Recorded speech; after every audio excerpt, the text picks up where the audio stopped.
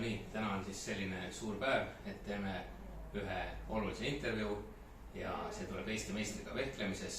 Ja kuna tegemist on ka Denim Dreami moeshow'ga samal ajal, siis ei saa tulla loomulikult siia suvalises riietuses, vaid Tommy Hilfigeri teksad, Kessi särk ja Calvin Kleini parfüümi sai ka natuke peale pandud, Eternity ehk igavik, üks minu lemmikutest.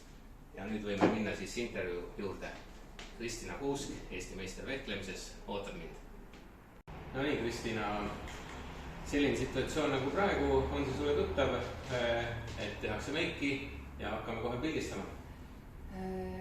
Sellise tempoga ei ole, aga sarnases formaadis on tuttav.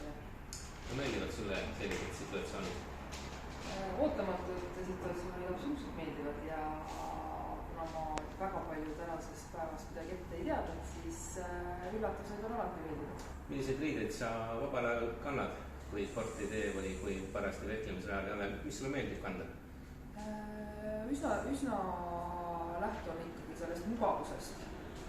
Ja kui ma nüüd sain pilgu peale heita ka Denim Dreami kollektsioonidele, siis minu meelest on hästi mõnusalt just rõhutud ka sellele mugavusele, et peaaegu iga komplekt, mis ma selga panin, oli ilus, aga ka mugav.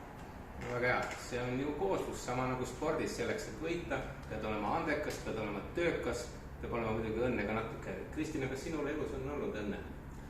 Muidugi on õnne olnud. Mul on maailma parim mees ja kõige ägedam laps ja sportlikud tulemused on peaaegu kõik saavutatud, et üks on puudu ja see on olümpiamedal, mille ma loodan nüüd järgmisel olümpial parandada. Ja lähme nüüd pildistamise juurde, et vaatame, mida ilusat sealt kõik välja tuleb ja milliseid pilte me teile siis järgmises jooksja ajakirjas näidata saame. Ja lõpetuseks lihtsalt võib-olla see küsimus, et sa mainisid, et riided peavad olema mugavad, täpselt nagu Denim Dreami riided on. Kas ja kuidas mugavalt sa tunned ennast ka selles vehklemiskostüümis?